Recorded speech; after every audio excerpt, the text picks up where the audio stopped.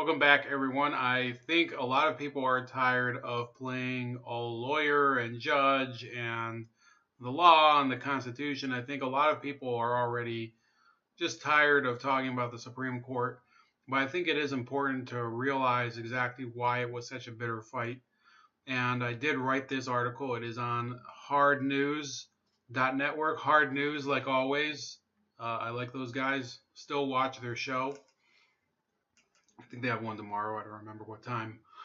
But this kind of is a synopsis of some of the real core problems with fighting over the Supreme Court. Some of the real issues that come up. And I do try to take this beyond the whole argument over Ford versus Kavanaugh. Then you have Avenatti, and those things are, they were important, I guess, for what actually happened, but they are a distraction for really what happens with the Supreme Court. And I did do a video a few days ago just reiterating some of the constitutional issues that could have been used to keep Brett Kavanaugh off of the court. And I actually linked to them here. You can see this is the Ben Swan video, of course.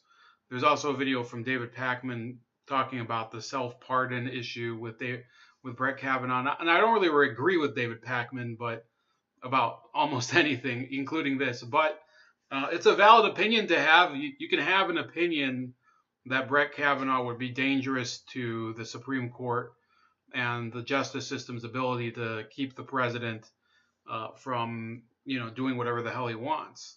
I think there is a discussion to be had there. I don't think that Kavanaugh really was trying to get Donald Trump in the clear, but that's the debate that they can have, and I think it is a valid debate to have. And I have no problem with people opposing Brett Kavanaugh based on differences of opinion with him over the Constitution and how he would handle it. Even the Roe versus Wade stuff, which I think is kind of it's not kind of, it is exaggerated how much of an influence he'll have over it, as if he's some sort of new abortion lord. No, that doesn't work that way. In any case, so everybody knows about these videos of these people. We are standing here at the doorsteps of the Supreme Court of the United States of America, where the people are demanding justice. This is an unfair Supreme Court nominee, and we are not standing for it. We are standing for the women who have been... You're standing for looking like a goofy piece of shit. So the people who reacted to this is one of the greatest ironies. They're trying to make the case that everything with Kavanaugh was unconstitutional and it's against the law and it breaks all of the norms. Meanwhile, a lot of these people are just breaking the law all the time. So who are they to complain?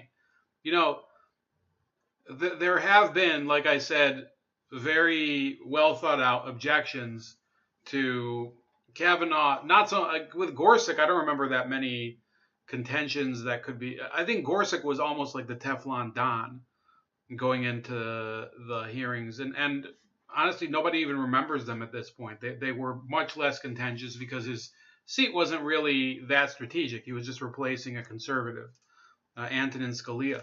What's really going on here from now on is the whole notion of what if you're in the Democrats, if you're on the Democrat side, you put yourself in their heads and you're thinking, what do we do now?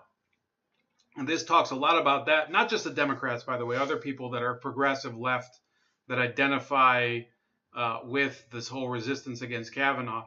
And here you see Representative Gerald Nadler of New York, Jerry Nadler, who has talked about basically investigating Brett Kavanaugh now and trying to get him caught for perjury. Now, there's only one reason why you would even be investigating Kavanaugh for anything, which is to either get him impeached, which the House can do if the Democrats take it over. That's really the only reason they're talking about it. The Democrats want to get voters out there so they can at least win the House. And it's probably the only tactic they have left, and I can understand why Jerry Nadler is trying to do it. I don't think that they'll ultimately succeed, I think Brett Kavanaugh, unless he resigns, will remain on the court at least for the foreseeable future. He might not be on the court as long as people on the right would hope, but I don't think now that he's been confirmed that he intends to step down just to you know to give up the big victory that he earned, through not withdrawing his nomination. A nominee, by the way, can withdraw their nomination, of course. If Kavanaugh was to resign from the court, there's nothing Donald Trump could do about it. So they want him to be indicted. They want him to be impeached for perjury and then probably thrown in jail.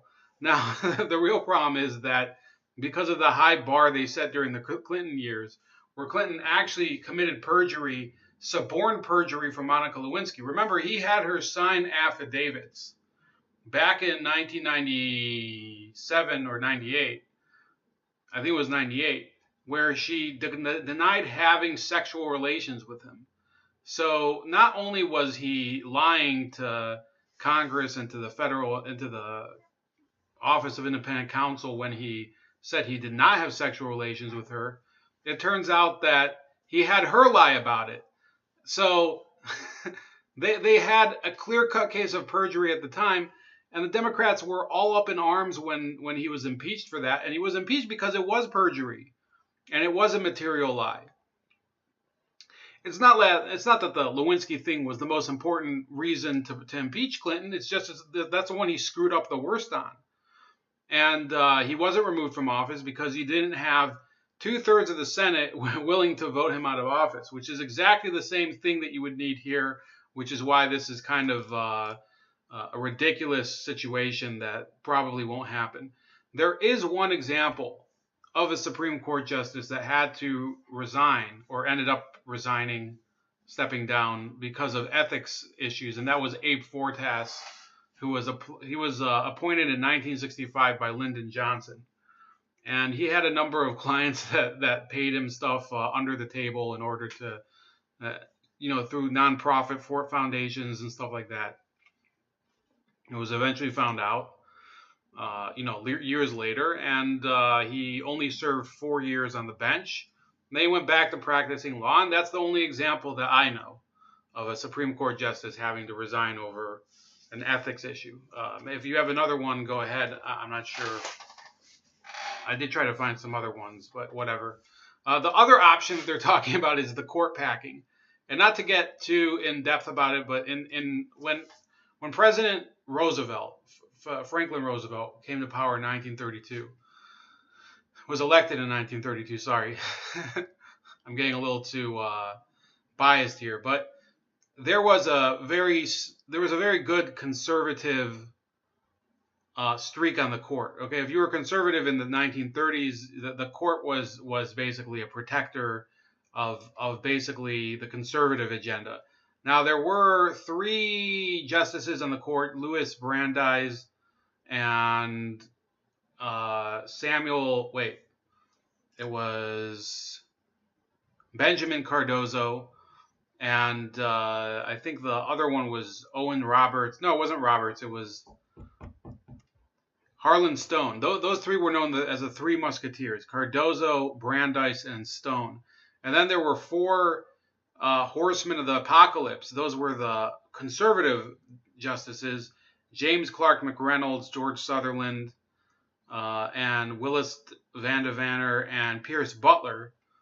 And they were the conservative justices on the court. And then there were 2 swing votes. One was Chief Justice Charles Evan Hughes, and the other one was Owen Roberts.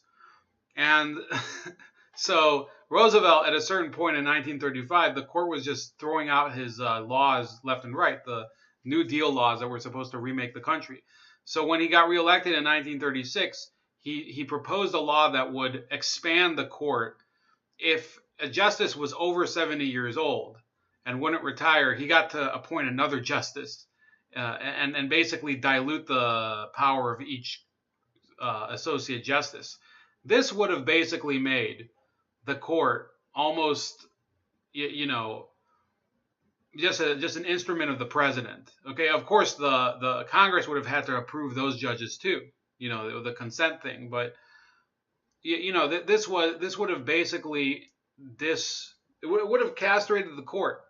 And the only thing that saved this from happening, the only two things that saved it from happening were his Senate Majority Leader died. He was the guy who was supposed to put him on the court, and that was the person who was supposed to get Roosevelt the votes in order to pass it. And he would have had the votes because in a Senate that at the time was only 96 members, the Democrats had 76. That is a crazy supermajority to think about.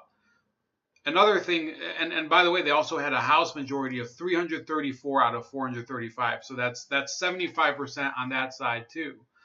So essentially, we're really talking about Roosevelt trying to seize control of the court. Now, what's the other thing that prevented him from doing this? Well, Father Time, because in 1938 and 39, Butler, I believe, retired, and so did one of the other justices. I think it was might have been Sutherland. But some of these conservative justices started to retire. In 1941, Hughes retired. So basically, what Roosevelt wanted to do didn't really matter anymore because A, he didn't have the votes in the Senate, and B, he could just appoint new justices. And I believe he appointed Felix Frankfurter, William O. Douglas, and a bunch of other justices that were well beyond the liberal bent of some of the other people that had already been on the court. So that was the beginning of the liberal Supreme Court. So packing the court at the time wasn't necessary. Another theory that has come down the pipe is, now let me divide it here, okay? There are different attitudes on the left towards what happens with the Supreme Court. So I'll put them in four categories, okay? There's the partisan liberal Democrats. Those are the people, the Cory Booker types, the type that's already in the Senate, the type that you've seen so much on TV talking about it, the Gloria Allreds and those people. They don't want the court to really be an institution that's independent. They want the court to be an extension of the party. And in that way, they're very similar to two other categories, the social justice activists, who are sort of tied to the liberal Democrats. Not entirely, but there's a clear relationship between them if they're not exactly the same thing. Those people, they want to impose rulings on people through the court that would change the way society works. Okay, so it's a more specific reason than just a partisan Democrat. Remember, a lot of these partisan Democrats are corporate whores, and the social justice people, supposedly they're against that. So they don't know that they're actually trying to work against each other sometimes when and basically the social justice people are just duped literally all the time by the liberal Democrats. The third category is the radical ideologues, and we'll talk about some of them a little later. Those are the people who want to use the court in order to establish a much wider system than either just the social justice Democrats, social justice activists, or the partisan liberal Democrats do. So they all have sort of an overlapping relationship. Sometimes I would say that there's people who could fit into all three of these three categories. The fourth category on the left are the civil libertarians who, while they probably would not like Brett Kavanaugh because he isn't really a good civil libertarian at all. He's actually quite the opposite with his Patriot Act involvement. Brett Kavanaugh, I think they would have opposed him, and they probably did oppose him really based on that. And in reality, they don't want the court biased for the same reasons that most sane people don't want it biased. They don't want it to be a court that's basically living according that's ruling according to the doctrines of a certain faction of the American people. You cannot have a court that's representing the entire country, 9 people representing the entire country, when it's already a very small amount of people. And they're already pretty out of touch. You remember, these are kind of old people. They don't always get these new issues of technology and things like that. And I'm not trying to insult their intelligence, but it's a fact. So there's already an issue with that. Now, if they get pigeonholed into some sort of really specific area of ideology, let's say the entire court was made up of just branch Davidians, suppose, or a different sect that was very, just a very small minority sect of people. By the way, the court already has, I believe they have 2 Jewish justices, and I think the rest of them are Catholic. So it's already a court that's governed by people that aren't the majority of the country. And I'm not trying to say you shouldn't have Catholics or Jews on the court. I'm just trying to say that to make the court relatable, you can't have it just be composed of one type of person.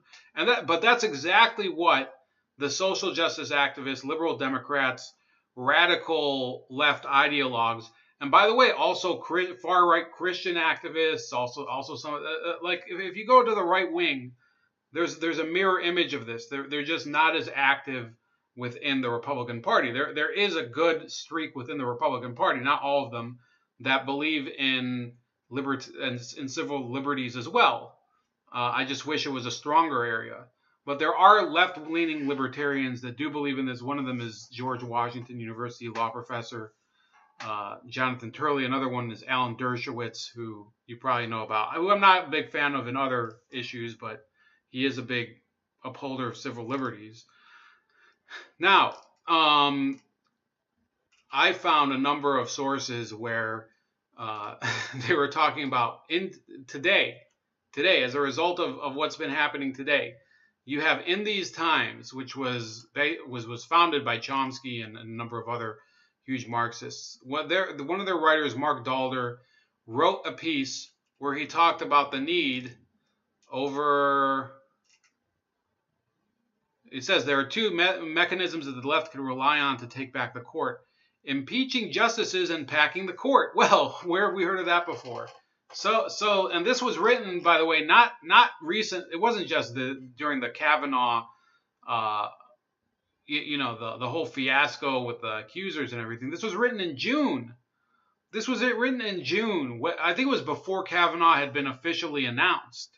So it had nothing to do with who would be nominated. These people do not want the Supreme Court to be the institution that rules impartially over the people. They want it to be just this extension of the rest of the government in order to implement their policies. I mean, look at some of their other ones. It says, this is one of their other articles, fuck Columbus, let's honor their indigenous communities leading the way on climate justice. What the hell does that have to do with anything with climate justice? So yeah, these are the people who think that the Supreme Court should be basically morphed into their instrument. Another one is Pace Magazine. They say abolish the Supreme Court. This is all linked to, by the way, in my article on the Hard News Network. It says, let Kavanaugh be the last attempted appointment to the Supreme Court. Most human societies get along just fine without a chamber of powerful, aristocratic word jugglers. Yeah, I don't believe in China or Russia. They don't have judges, as flawed as they may be. We cannot undo the injustice the Supreme Court has done or will do to millions of human beings, but we can apply Holmes' advice to the Supreme Court itself. Society can prevent those who are manifestly unfit from continuing their kind. Abolish this supreme farce once and for all. So they say, well, they can't undo the injustice they've done for millions. Well, I don't see them appealing to basically get rid of umpires in baseball or take away, I put example, the Academy Award for Best Picture given to Crash, which was a shitty movie that won in 2005. There's a lot of injustices inflicted on millions of people that the Supreme Court had nothing to do with. But they're not calling for them to be abolished. This, by the way, packing the court, speaking of which, The Real News with Paul Jay proposed this. For their interests as a party and for the right-wing section of the billionaire class that fund them, they fight without restraint. They no longer even care about the pretense that these institutions have these high and mighty values and so on, is a narrow play for controlling the court for power to advance their agenda. The problem is and let me say, that means the agenda of a massive military budget, because they are so close to the industrial military complex, a free-for-all for fossil fuel, because they are so... Let me be clear here. I oppose expanding the military budget. That has nothing to do with the Supreme Court. The Supreme Court does not rule on issues of the budget. That's entirely in Congress's hands. So he doesn't know what the hell he's talking about. Close to fossil fuel, free-for-all for pharmaceutical. I mean, go down the list. The Democrats, the leadership, the corporate Democrats, not all people who consider themselves Democrats, they fight with one hand behind their back because they are financed by many of the same people who are financing the Republican Party. They have their own ties, Chuck Schumer to Wall Street. They have their own ties to the military-industrial complex and so on. So the Democrats don't go for the jugular. So what does it mean to go for the jugular now, and what... This is important here. What does it mean to go for the jugular? Should people do? In this coming election in November, and then again in 2020, vote only for candidates that are willing to impeach some of these Supreme Court justices, starting with Kavanaugh. Open up, if they do wind up with control of the House, open up a real investigation into Kavanaugh. Do it as if it's a criminal investigation. And if you find out he... Do it as if it's a criminal investigation. Congress, now, for some reason, he thinks the Supreme Court... He has this flipped. I should have put it in the article, but you know, maybe I can. But fuck it, it's long enough. The Supreme Court, according to Paul Jay, is responsible for regulating the military budget, but Congress is responsible for running a criminal investigation, according to him. I mean, think about how warped of a person you have to be to think this. By the way, he's Canadian. He perjured himself in front of the Senate committee. Impeach the guy. Don't treat these Doesn't talk about what's the perjury. Institutions with, as if they came from God. I mean, one of the great contributions of Donald Trump is he has allowed the presidency to fall into ridicule. And it's a good thing, because he's not the emperor, he's not a king, even though Kavanaugh might want to treat him like a king because he wants to say he's above the law. The fight is... That's again a kind of extrapolation based on, I think, it's a very simplified view of what Kavanaugh had said. This was by the way, when Kavanaugh said that regarding Bill Clinton, nobody objected. It's not over. If people are willing to fight, Roosevelt threatened to stack the Supreme Court. If they do get control of both houses, possibly, if they win the presidency in 2020, then threaten to stack it or do stack it. This is a war. The problem is only the other side, the billionaire class and their politicians, especially the Republicans, they're fighting it like a war. So the people need to fight it like a war. And we hope people keep watching the... He's looking increasingly haggard now as the Venezuelan money seems to be running out. Also, so other ones that came up, interesting opinions. The Nation, Chris Hayes, they called for packing the court and impeaching Kavanaugh and Clarence Thomas. Harvard professor Lawrence Tribe, during the hearings, said that the confirmation hearings must stop now because of bias. Now let's look at Lawrence Tribe, who is a law professor at Harvard. Let's look at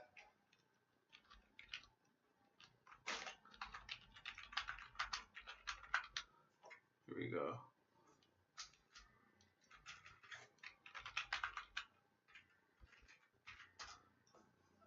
This is his page. It's all Beto O'Rourke. Chris Hayes. Oh, I saw Beto O'Rourke on Chris Hayes. It's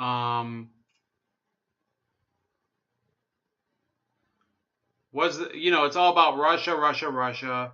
Why did only Justices Ginsburg and Kagan dissent? This decision is an abomination. This guy is just a partisan law professor. That's it.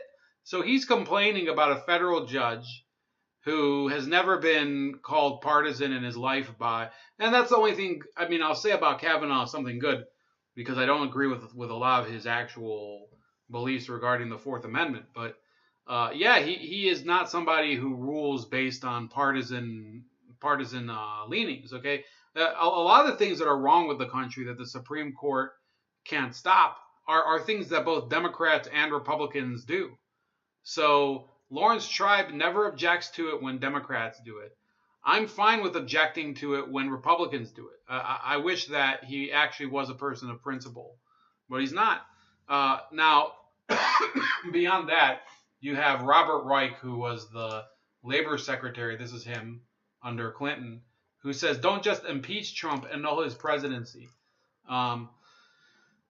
He says impeachment isn't enough. Impeachment would remedy Trump's high crimes and misdemeanors, but impeachment would not remedy Trump's unconstitutional presidency because it would leave in place his vice president, White House staff, and cabinet, as well as all the executive orders he issued and all the legislation he signed in the official record of the presidency. The only response to an unconstitutional presidency is to annul it. Annulment would repeal all of it, recognizing that such appointments, orders, rules, and records were made without constitutional authority. The Constitution, so realize that he says that everything Trump did was unconstitutional because I don't know, because it isn't. It's not constitutional. That's what he says. Then he says, this is the next paragraph right here. Let's highlight it. Okay? In green.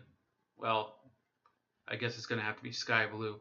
The Constitution does not specifically provide for annulment of an unconstitutional presidency, but read as a whole, the Constitution leads to the logical conclusion that annulment is the appropriate remedy for one. What the heck? So basically you're saying that you're objecting to somebody running the presidency in an unconstitutional way or getting elected unconstitutionally, but the Constitution doesn't actually provide for what you want to do, which is annul his presidency. So you're saying that in spirit, it actually says that, even though it literally doesn't have anything like that. He says, after all, the Supreme Court declares legislation that doesn't comport with the Constitution to be null and void as if it had never passed. Okay, but who would be doing this? Okay, it was Congress that passed the legislation that you said was unconstitutional. Now, the Supreme Court hasn't ruled any of it to be unconstitutional. In fact, several of Trump's executive orders and some of these laws have been cleared by the courts. The appeals against them have lost. For example, the travel ban. So you don't have any standing to say this. It is basically, these people are out of their minds. I did put a paragraph at the end that I think you should read yourself, or kind of a section. You should read yourself. It's a little too long for me to go through. That's about it. Please check out the article. This is Bold Like a Leopard. Please like this video, share the video, subscribe to the channel, and also subscribe to the other channel, Razor Ray Live Wounds, and I'll see you later.